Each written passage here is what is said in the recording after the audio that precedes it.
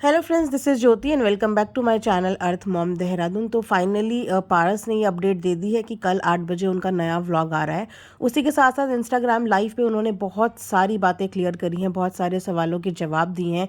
उनमें से उनका जो मोस्ट इंपॉर्टेंट क्वेश्चन, जो आधी से ज़्यादा ऑडियंस ये एक्सपेक्ट कर रही थी कि क्या हमको स्नेहा और पारस साथ में देखने को मिलेंगे, तो उस पर से भी उन्होंने लोगों का डाउट और लोगों की ये गलतफहमी क्लियर कर दी है कि प्लीज़ ऐसा मत सोचें, ना ही ऐसा एक्सपेक्ट करें, क्योंकि हम लोगों का ऑफिशियली डाइवोर्स हो चुका है। इसके साथ ही उन्होंने इससे आगे कोई बात नहीं करी, बट उन्होंने ये बता दिया कि मैं बस ये अपडेट दे देता हूँ आप सबको कि हमारा डाइवोर्स हो चुका है, मतलब आगे का हमारा एक साथ होने का कोई भी सीन नहीं है। उसी के बाद उनके बेटे हृदय के बारे में भी बहुत सारे लोगों ने पूछा, तो उन्होंने बोला कि कल के व्लॉग में आप सबको हृदय के बारे में पता चल जाएगा।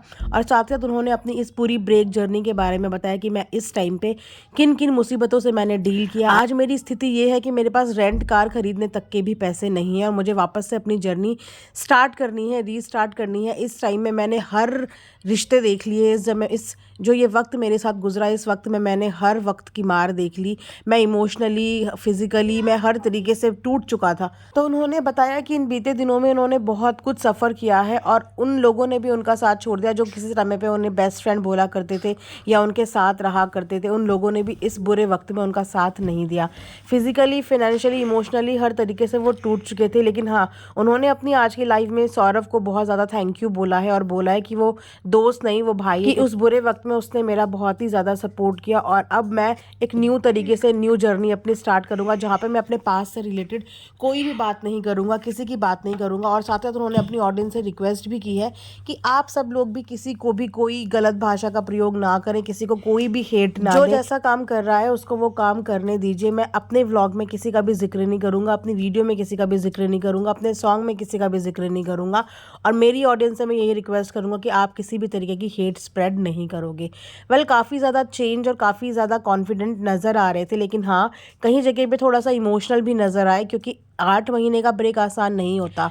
डेफिनेटली कुछ ना चीज़ें तो बैक एंड पे चल रही होंगी जिनकी वजह से वो डिप्रेस थे। साथ ही साथ अपनी बहन के बारे में भी उन्होंने बताई। जब फ्रेंड्स उनसे पूछ रहे थे कि कोमल दी कैसी हैं, तो उन्होंने बताया वो बिल्कुल ठीक है। और जितने लोग उनको भी नेगेटिव कमेंट्स कर रहे थे या उनको भी हेट दे रहे थे या उनके लिए वीडियोज़ बना रहे थे, उन लोगों ने भी अपॉलॉजी वीडियो दे दी है और मेक श्योर किया है कि आगे से उनके खिलाफ कोई भी हेट स्प्रेड, नेगेटिव बातें स्प्रेड नहीं की जाएगी। वैसे देखा जाए तो इन भाई बहन ने ना बहुत ज़्यादा भुगता है, मतलब इतनी ज़्यादा हेट मिली है, इतनी ज़्यादा हेट मिली है। और ये हेट कहाँ से शुरू हुई ये मुझे भी समझ में नहीं आया, लेकिन क्योंकि मैं ज़्यादा फॉलो नहीं करती थी, मुझे बाद में ही देखने को मिला, तो बहुत ज़्यादा हेट का सामना करना पड़ा।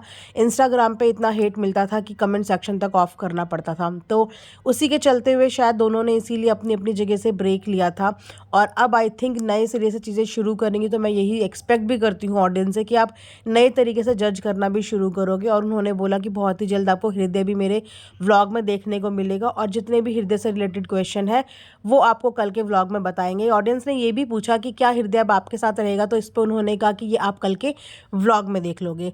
सो बेसिकली अब वो वापस से कम बैक कर रहे हैं अपनी सारी परेशानियों से दूर होकर। उन्होंने अपने एक FB अकाउंट का भी जिक्र किया कि मेरे फेसबुक अकाउंट को भी मुझे अपडेट करना है या मुझे नया खोलना पड़ेगा, क्योंकि उस अकाउंट में, उस FB अकाउंट का जो पैसा है, जो अमाउंट है, वो किसी और के उसमें आता है, किसी ने चेंज कर लिया था। हालांकि वो किसने चेंज किया इस बारे में उन्होंने जिक्र नहीं किया, बट उन्होंने यही बताया कि वहाँ का जो रेवेन्यू है वो मेरे पास नहीं आता, तो हो सकता है मैं अपना FB भी चेंज करूँ या फिर नया मैं अपना पेज खोलूँ। तो कुछ इस तरीके की लाइव में जिक्र करते हुए नजर आए। अपनी फिजिक पे भी इस समय वो पूरा ध्यान दे रहे हैं, अपने ट्रांसफॉर्मेशन पे भी पूरा ध्यान दे रहे हैं और बार बार यही रिक्वेस्ट कर रहे थे कि मुझे बहुत ज़्यादा बद्दुआएं दी गई, बिना ये सोचे समझे कि मेरी भी फैमिली है, मेरा भी परिवार है।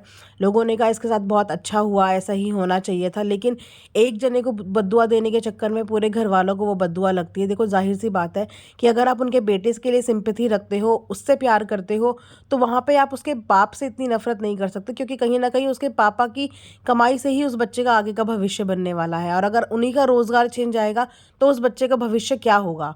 वो इतना छोटा बच्चा है, कम से कम लोगों को बद्दुआएं देने से पहले या कुछ भी इतना गंदा बोलने से पहले ये सोचना चाहिए कि आप एक तरफ एक बच्चे के लिए सिंपैथी दिखा रहे हो, दूसरी तरफ आप उसके पिता से उनके रोज़गार के लिए खुशी मना रहे हो कि अच्छा हुआ ये हो गया, अच्छा हुआ वो हो गया। इन सब चीज़ों में जहाँ पे पेरेंट्स ने डील किया होगा, वहाँ उस बच्चे ने भी तो डील किया होगा। फाइनेंशियली क्रंच एक बहुत बड़ी चीज़ होती है और इसका भुगतान पूरी फैमिली को करना पड़ता है। इमोशनली जब इंसान टूटता है तो हमें लगता है हमने एक इंडिविजुअल को तोड़ दिया। जी नहीं, उसके साथ जुड़े हुए हर रिश्ते उसमें टूटते हैं। तो कभी भी किसी के भी रोज़गार पे ना कभी भी नहीं बोलना चाहिए। जो उसकी रोज़ी रोटी होती है उसमें कभी भी कोई भी बात नहीं बोलनी चाहिए कि अच्छा हो गया, ऐसा हो गया, वैसा हो गया।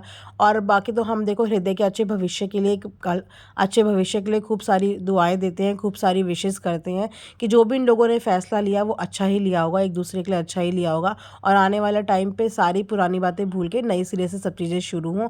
और मुझे लगता है लोगों को भी अब नए सिरे से इन्हें जज करना चाहिए, क्योंकि एक तरह देखा जाए तो उनकी ये नई ज़िंदगी की शुरुआत है। उन्होंने बहुत पीछे दिनों बहुत भुगत लिया एंड आई थिंक जो उन्होंने शायद गलतियाँ करी थी, ये समझो कि उन्होंने चलो अपनी गलतियों की सज़ा ही भोग ली। तो बस गलतियों की सज़ा भोग ली ना, तो अब आने वाले टाइम पे उन्हें अच्छे तरीके से जज किया जाए, मतलब फ्रेश तरीके से। उनकी जो ये फ्रेश व्लॉग हैं उसके बेसिस पे आप उन्हें जज करें, उसके बेसिस पे अपना प्यार बनाएं। तो यही थी आज की अपडेट। आई होप आप लोगों को पसंद आई हो। लाइक शेयर सब्सक्राइब ज़रूर करें। Thanks for watching earth Mom Dehradun.